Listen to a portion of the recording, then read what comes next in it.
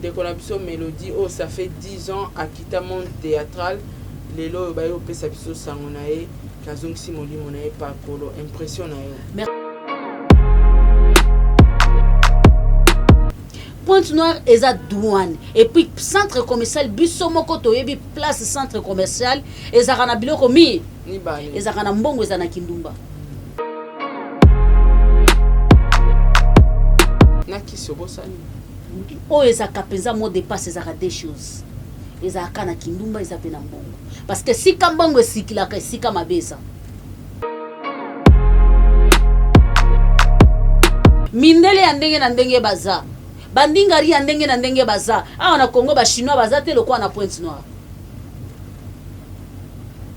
vignon soko linga ozwa na Pointe-Noire kolia eza facile plus que nani Brazzaville. C'est normal bakati sakabake kosa ba vina bango, c'est normal pe bakati sakabake ndekoteka, c'est normal bakati sakabasa pe kindumba. Mélodie alongo na monde théâtre na bien te. Alongo na monde théâtre na ba souvenir ya mabe makasi o epesi ke abwaki Congo pona libela. Nazando kité, je n'aime pas des prophètes, naza chrétienne, des pères et des mères. Mais je n'aime pas des prophéties. Si vous avez une prophétie, vous avez une prophétie, batela yango pardon.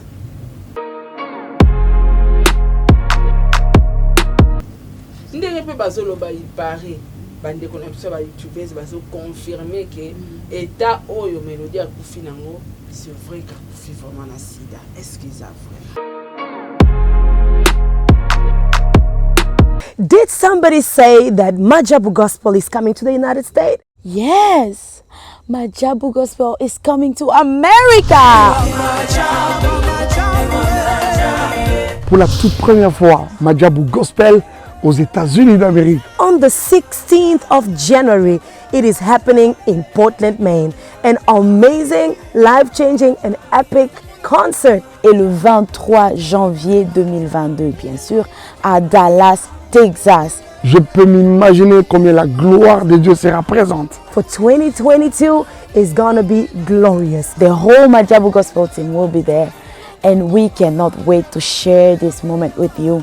Retenez ça très bien. Le 16 janvier 2022, nous sommes à Portland, Maine. Et le 23 janvier 2022, à Dallas, Texas. Invite a friend, save these 2 dates, cause you don't want to miss it. And I hope to see you there. Soyez bénis.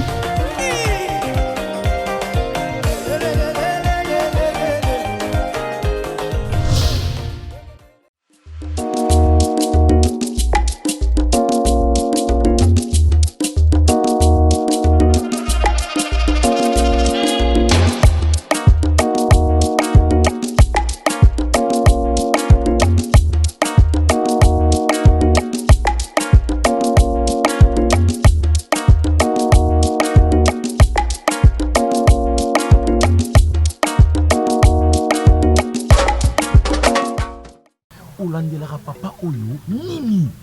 Omoni makambo nalandelaka papa wana mokolo yo jeune garçon mo kaka moko olembi. Papa limbisanga mpona dérangement biso ba jeune mikongo déjà ekufi bino bozosala ndenge nini mpo mokongo na bino ezala toujours efficace. Et le silence démarqué. Viens. Cabinet Dr Aladji 2022. Kimana Lombango chez Dr Ahmed Yakozwa Uko Force pour la faiblesse sexuelle. Aqua pour la hémorroïde. Acacia pour la prostate. Awika renforcer spermatozoïde. Iba pour la colisanzoto ya papa. Arariro pour la infection. Ahmed azo soigné. Dr Ahmed azo soigné faiblesse sexuelle, IST, hémorroïde, diabète, hypertension, hypotension, hypertension, hypotension, stérilité, rhumatisme, épilepsie, myome. Bengabus 243 82 97 37 164. Soit Oye sur avenue Loubefou numéro 17 na commune Yalemba. Référence salle du royaume des témoins de Jéhovah. Pona Batouamiki Yalibanda. WhatsApp na 89 97 78 138.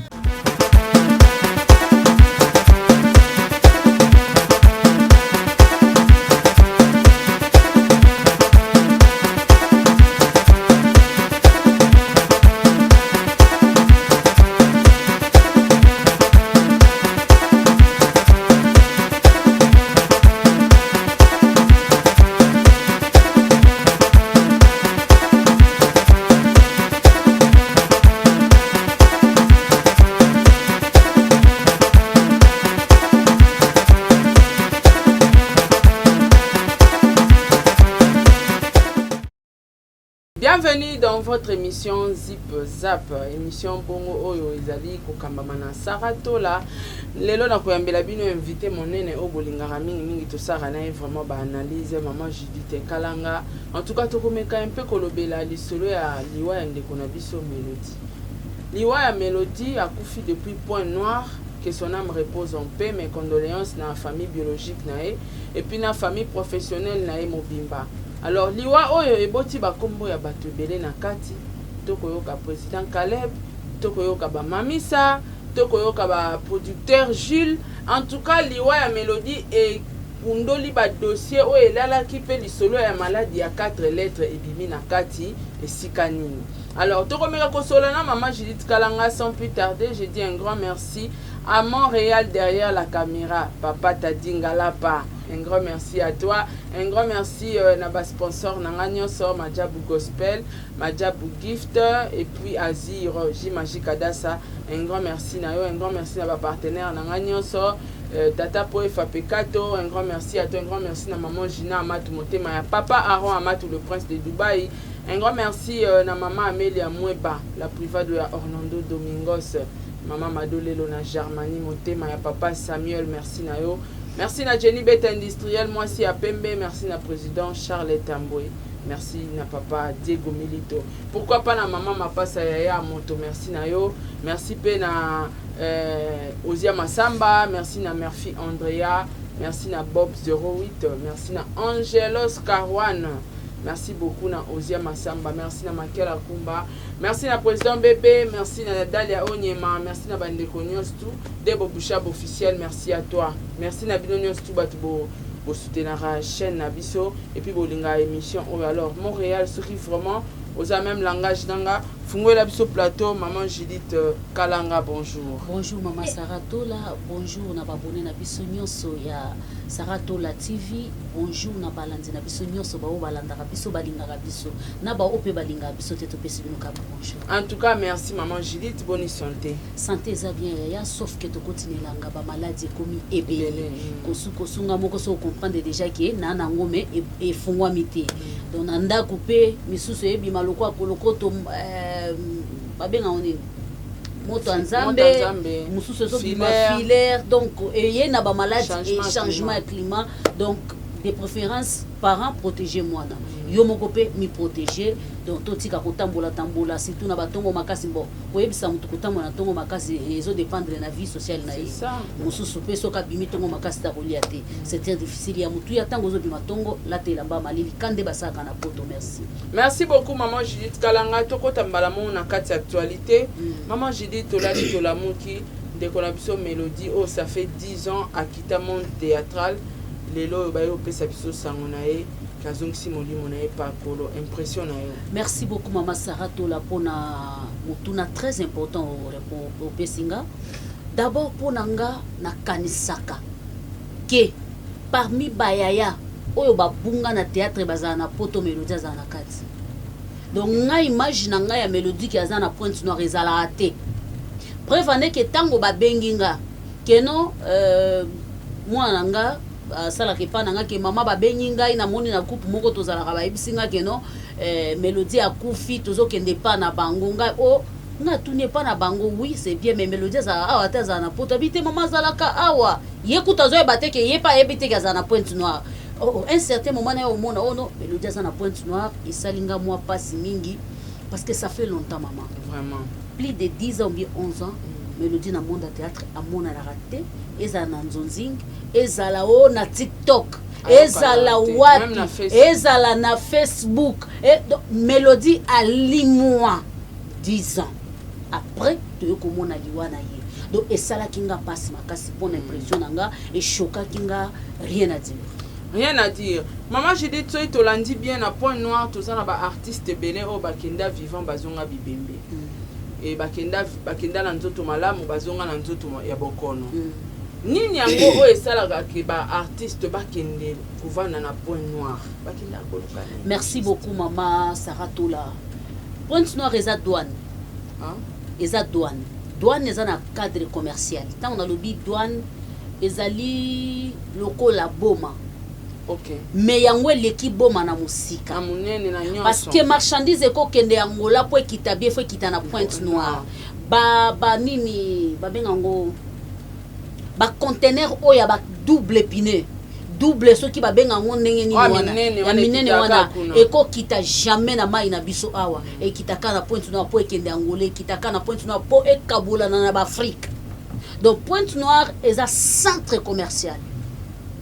Pointe Noire est à douane. Et puis centre commercial, biso moko toyebi place centre commercial, ezaka na biloko mi.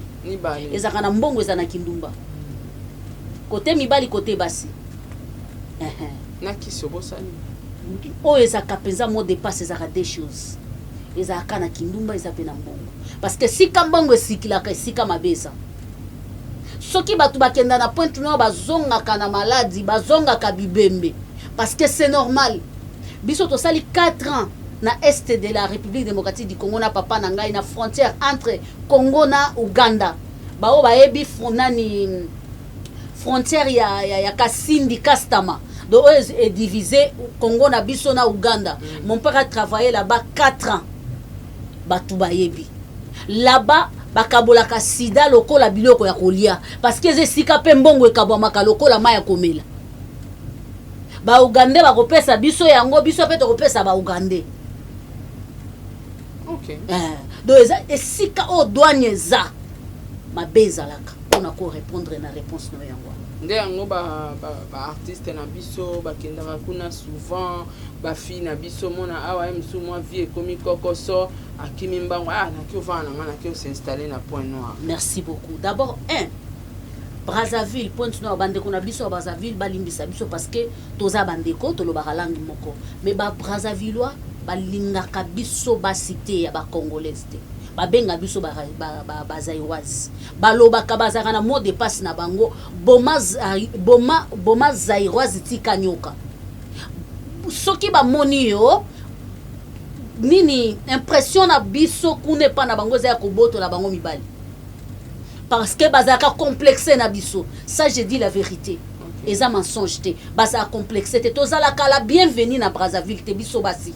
Mibali na biso oui. Basi na biso tozaka la bienvenue te.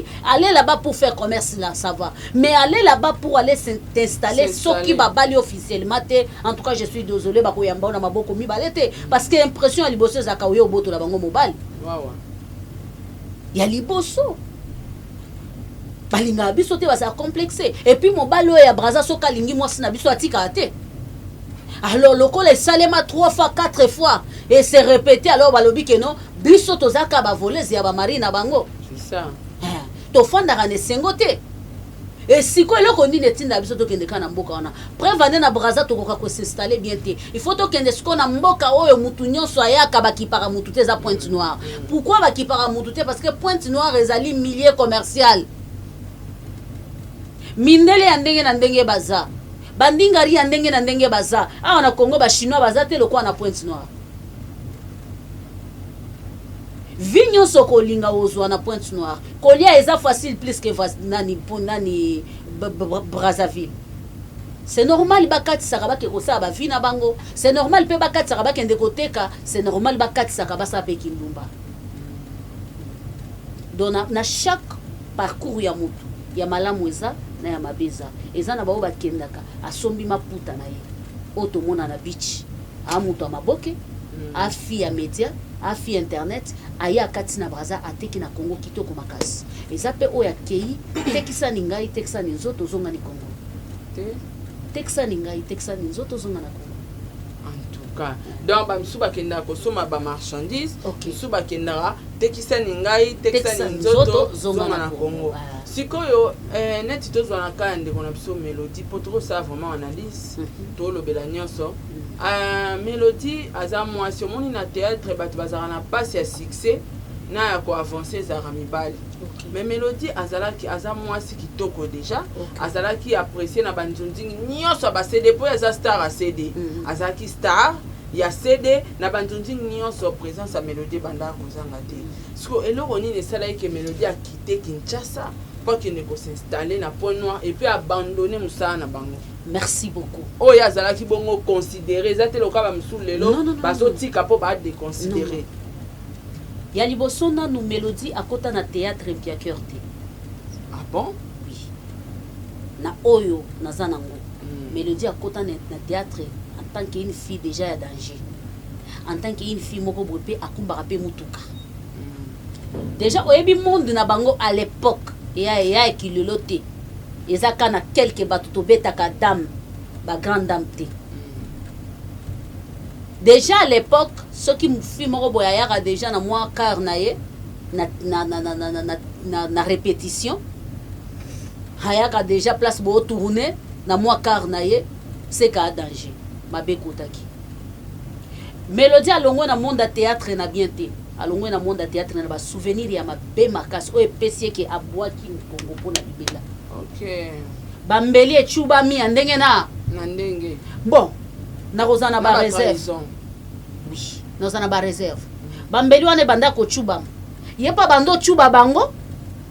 To bango kande bango kande banda ko chuba ye. Pona koloba kendenge na pupoli makolo na ngai. Na kei libela. Retour pour ne pas regarder, aller pour ne pas regarder derrière. C'est ce qu'elle a fait. Et bien sûr, elle a semé elle a semé ça jusqu'à la fin. Elle a parti pour ne pas regarder derrière. Cela veut dire qu'il y avait quelque chose. Oh, et permettrait qu'il y a tant de maladies depuis 2019. Tina Mukola Souka a contacté Moutouté. Donc, il y avait quelque chose. Ce n'est pas pour rien, maman. Ce n'est pas pour rien. Bon, attends, la famille, t'es bon.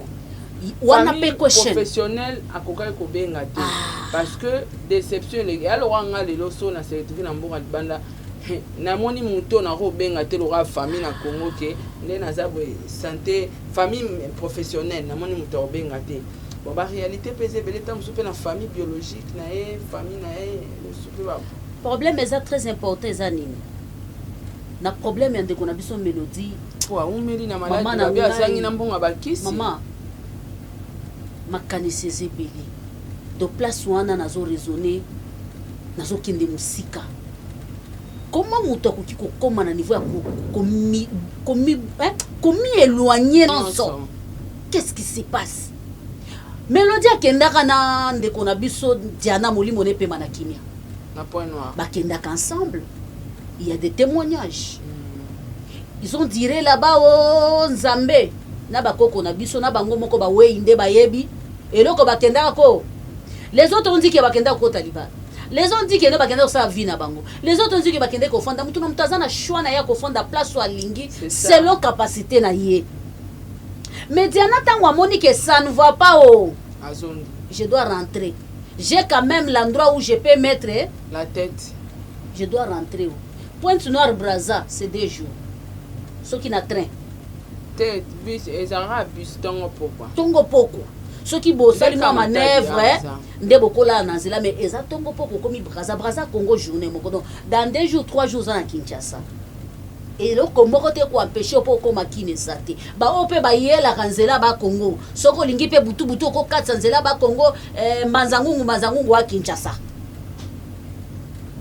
De l'autre côté, tango Diana monaki que ça ne va pas, Diana zonga kinae. Et Diana kufina Kinshasa bien honoré. Azongi, malgré les autres azaki moi kokoso, azaki kana ba tournage. Malgré moi kobenda na moi azaki kana ba tournage. Abanda koya akufi atazala ki pensa na scène mais quand même akufi toujours na monde ya théâtre. Bande kona lelo kutoza na association moko ba mettre en place les amis des Ziana, bazo sunga bana nae. Abaza ko se manifester. Oui, mais pourquoi ndeko na biso?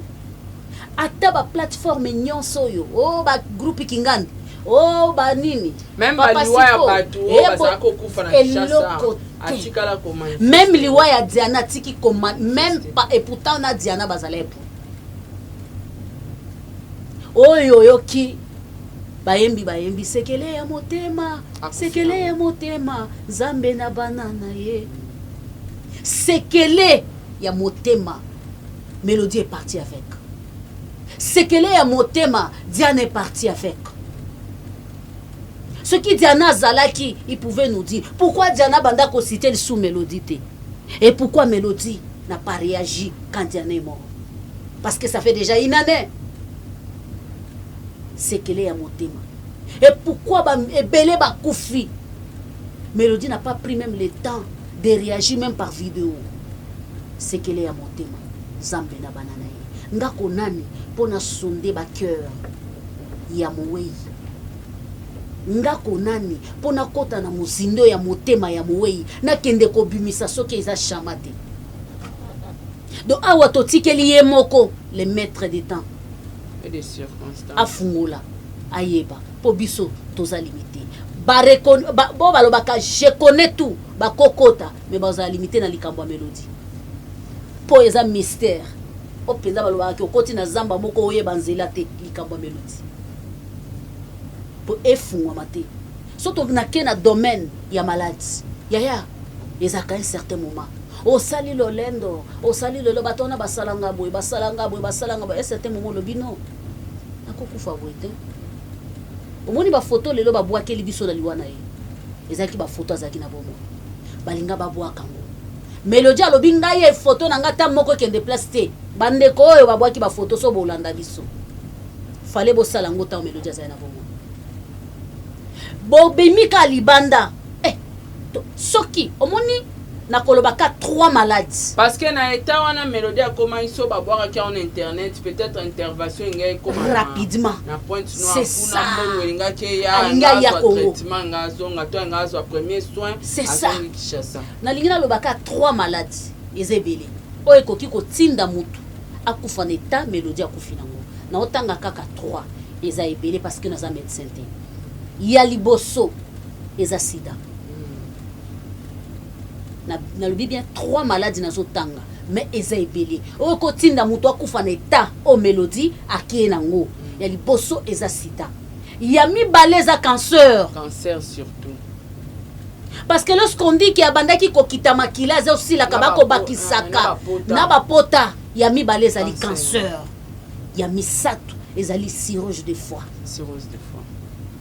yango nde salaka mutu akende lolenge wana cirrhose de foie eyaka na estomac maltraité mutu akokanisaka konyongaka ye alekomi kosala bapota ne ekomi kopanzana parce que babina débit nanu ntango akota ko hôpital première fois ezalaka estomac c'est ça donc toloba Mélodie azali na bakambo moko abombaki ebandeli kotungisa bashoki ya mibali badéception ya mokili mama nga na beli omoni ntango corona ebandi na mboka oyo ya biso nga na beli. C'est pour cela quand je dis que non, je n'aime pas des prophètes, c'est la vérité. Nazando quitté, je n'aime pas des prophètes, naza chrétienne, des pères et des mères, mais je n'aime pas des prophéties. Chose dans la prophétie, na bomba yango, so mone longinanga, batela yango pardon. Na bella malade. Ba examen liboso. Ba o ba yebi mbongo na biso 600 000 francs. Do na mai. Deuxième examen, pas guérison na komo kende ko sila. Ce qui n'a bandi kosu tina kosuba. Baye koloba kendo eza corona ba kende nanga na mutombo dikembe.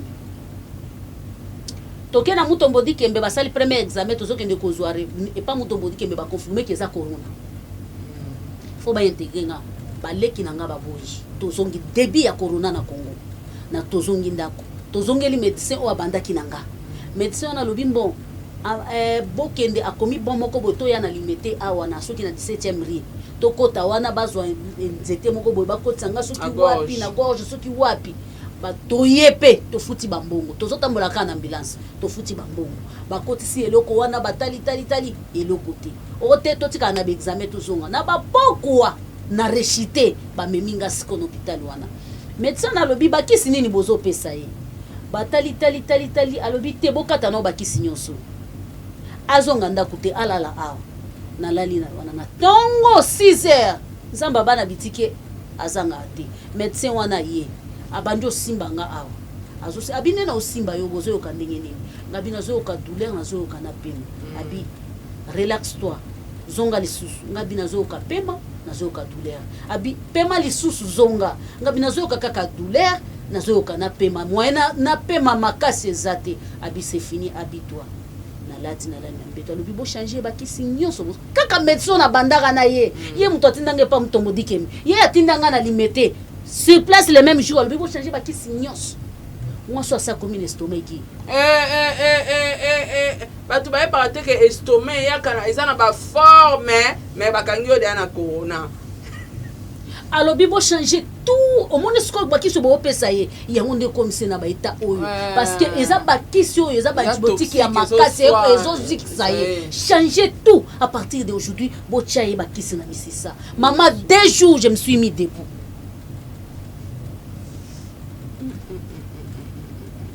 wana mpe kobosana te makuta ekosolola yango nde nalobaki oke koto 600 000 oke koto $1500 makuta mpe ezalaki na espace ya 2 semaines mpo makuta alaki yango ozochange badocteur ozoluka guérison na espace ya 2 semaines et le médecin dit couper tout akomi kaka na papier si ça rate c'est que nakenda kosala na classe eloko te oyo soki esimbi te je ne sais pas parce que moi je trouve que la dame maintenant azo souffrir a un problème estomac baby et j'ai commencé ça pendant 1 mois mais voici aujourd'hui en bonne santé à l'époque soki nakufwaki corona tonga tosala lobe bakangi nga na kati ya sec bake kobwaka nga ta bana ta banani ata cimetière balingaki bayeba yango te nalobi depuis ya corona na mboka na biso epele bakenda na bongo donc yango natangi kaka 3 maladies oyo ekoki komema mutu na eta oyo ndeko na biso ya mwasi ake toza na sida mais oyebi ke quelque part mpe baplace mosusu mpe tonga toloba tiber eboma lisite longola yango te ndenge ozala kosola wana na ntango wana bato mosusu mpe bakoloba te ya tiber eyebanaka wana kutu basalela bakenda nango mosika te eyebanaka tiber eboma lisu te so tiber ebomaka seke arme alongwa arme akoma na ye 2 semaines ka moto azongi sante monene tiber mpe eke libela sida tiber eboma lisu te mpo arme aza wana bango mpenza bazwaka mpenza neti sida koyebisa yo kata rapport sexuel yo moto obotaka kobota lisu te mpo yango elinga kosopa makila te awa kopesa condition me bakisi na biso melaka sante ka yo me kabani ngai ya ofela lipa mwamba manteka ya ofele to comprendre te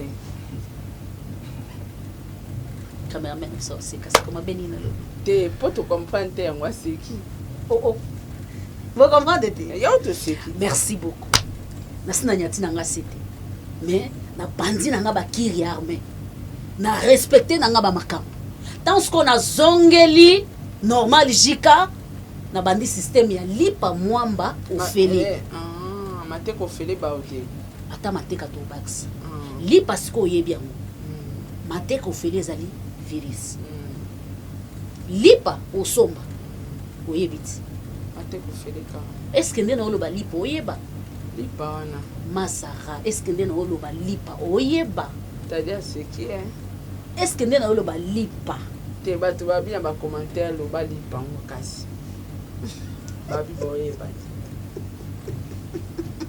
Rose bonga na sela kikela babi boyeba na bango lipa te surtout Eliezer kan mamba boya ki manga live babi oyeba niti lipa basombaka mais mwamba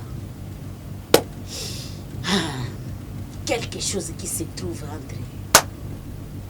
Merci beaucoup. Lipa mwamba mateko feli tolika.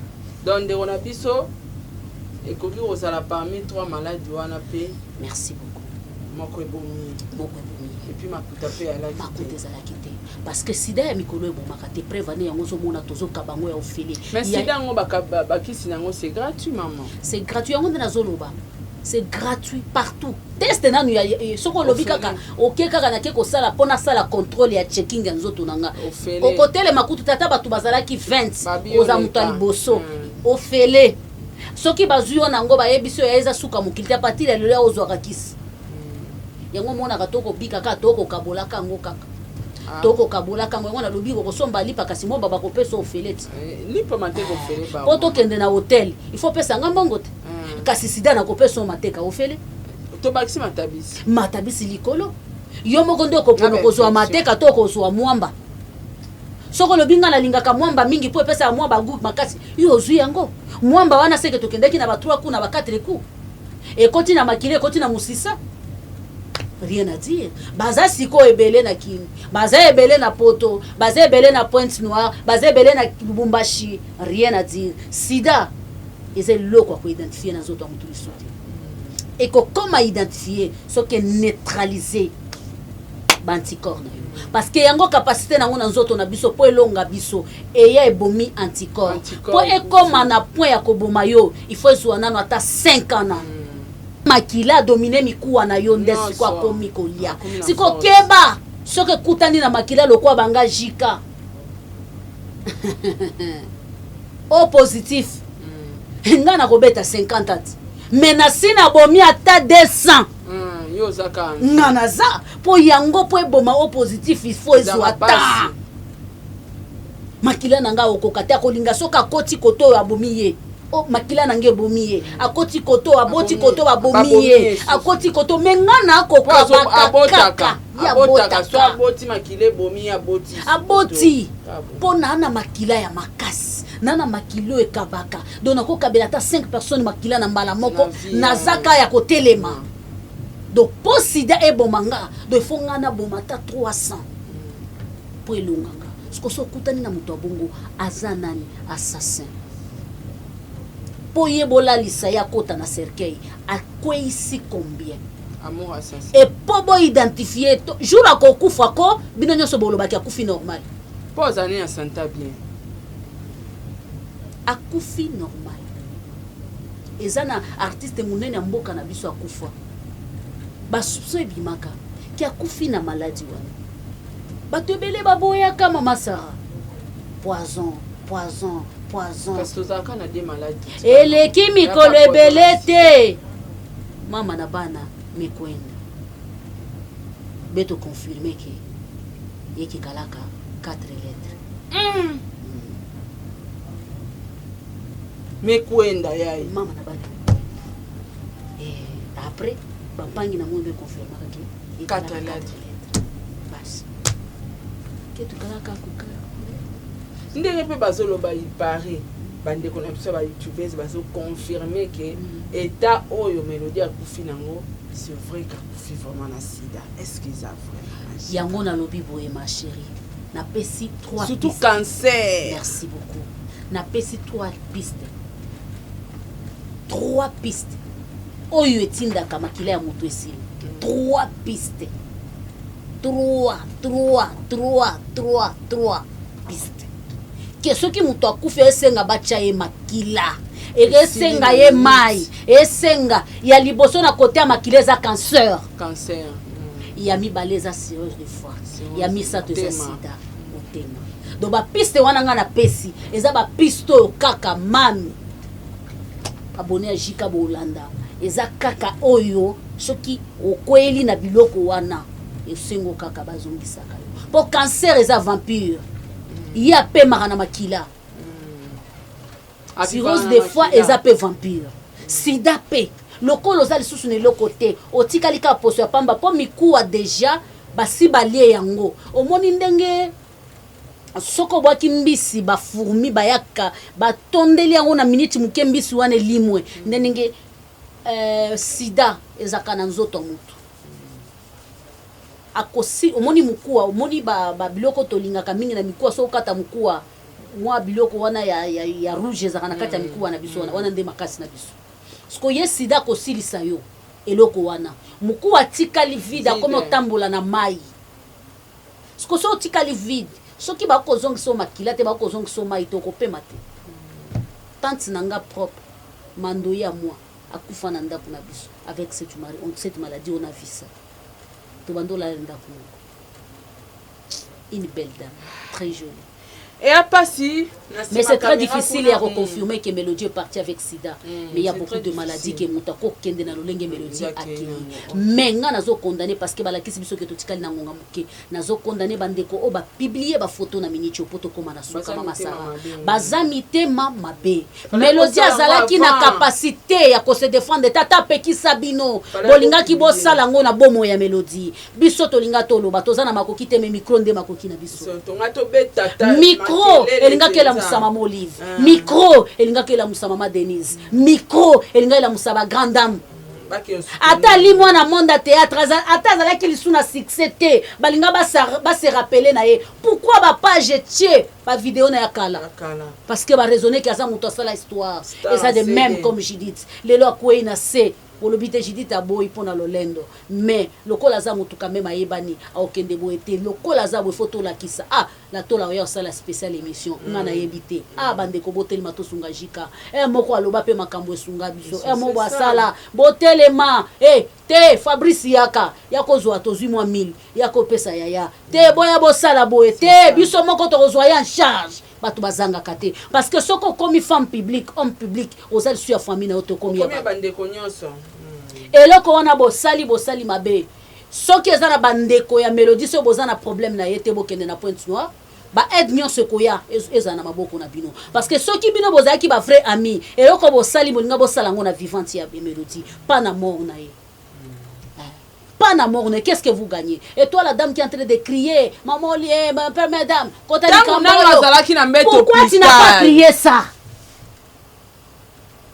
fala kosalela bemission parce que Mélodie azali na force opexo suste po akomede ana suka na minute o Mélodie azana matata na yo wana soki eza leloko nga na osala mpona bonheur na yo na osala ngo vraiment malamu toswana na yo après soki eza eloko oyo na olobaki eloko na osala mpo masara azonga normal ndenge azala na osala nsima nango toswana tobendana so osilikelanga mokili ekoloba mesara te eloko asalaka ezaka mpona bolamu na yo c'est fini onga na koloba yango wana. Merci beaucoup maman Julie tokomi na suka émission awa pende to chité lelo yokoyoka na liwa ya Mélodie kombo président Caleb Ekoti kombo mami Sekoti na makambo malade ya 4 lettres président Pazo ya Chelibiso kuna mukanda document na ye ya examen ba résultat bato bazo commenter za na des dates ce qui za ya faux ba betisi na ibite ni nokolo ba vraiment na mokili mobimba ba otala yo ndenge ba kombo bandeko o Ekoti comité na Caleb ya ko poster ba résultat. Merci beaucoup.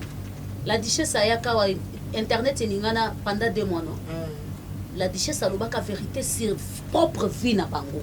Bisope monde à théâtre, monde à musique, na monde ya ba chroniqueur na ba blogueuse na ba nani na ba animatrice totambola nzela moko. Bisope tozana ya biso bango pe bazana na ya bango. La duchesse abimisaka ya bango. Mokili mobimbe ningana kawati. Koma koloba bongo aza PD azaboy na cadre ya papa Caleb etalika ka bango. Etalika ka bango parce que monde na bango eza monde akomelela mutu bondoti. Donc ngai zamba yebi soko za na mutu na yo moko ya yakangama na ye yeba ke omoni chika wa yebisaka yo kalinga ko mingi wana azalaka na monde na bino ya théâtre koto babwaka ka pire vie nanga koto ona babenga ya nanga tongo mobali kitoko ya mama Kingandi ya tango ya kavant yo ya mususu abimaki wana omoni koko kutaki alobi eza tata mwasi na biso yake otala ngakeba muninga na théâtre utaki wana muninga na yo konikeza utaki wana yenda tikiko yango atiki ko yango zamona sombali pa mwamba ofele na suki wana merci Maman j'ai dit to suki wana ba dédicace na ba vrai na biso ba linga émission to ko sepela na ngoka na ba commentaire partager parce que za to na lobi bien oza mwasi oza na mobali moko ya liboso eza respect omoni ki a respectaka yo ataza na mbongo te tikala na ye 2 oza na mobali alingaka yo oyo apesaka yo moni ke sepeli na yo tikala wana obeta misu libanda te parce que l'état est mauvais. Merci. Merci beaucoup maman Judith. Merci na bandeko nyonso to bolandi biso. Je crois que komi na suka ya émission na biso. Merci na papa Tadinga là pas derrière la caméra. Ngala bino to suki awa to monani prochainement na émission mususu. Ciao.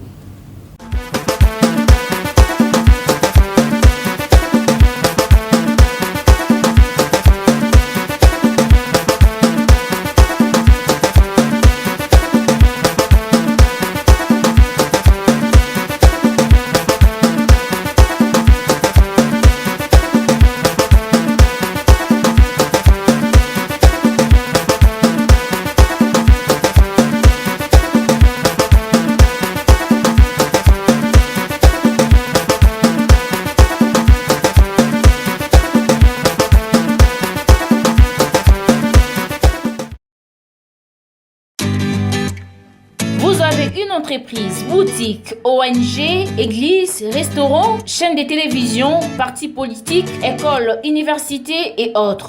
Et vous voulez que tout le monde soit au courant de vos activités avec Muntu Technology, nous avons une solution pour vous. Nous avons la capacité de vous rendre visible dans le monde entier.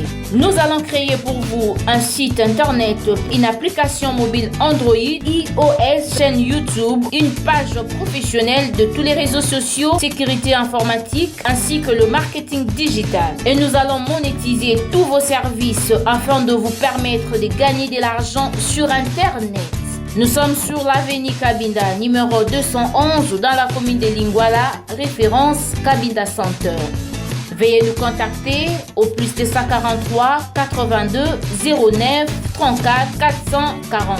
Mail contact@muntutech.com. Site web c'est www.muntutechnology.com. Muntu the Technology of Africa.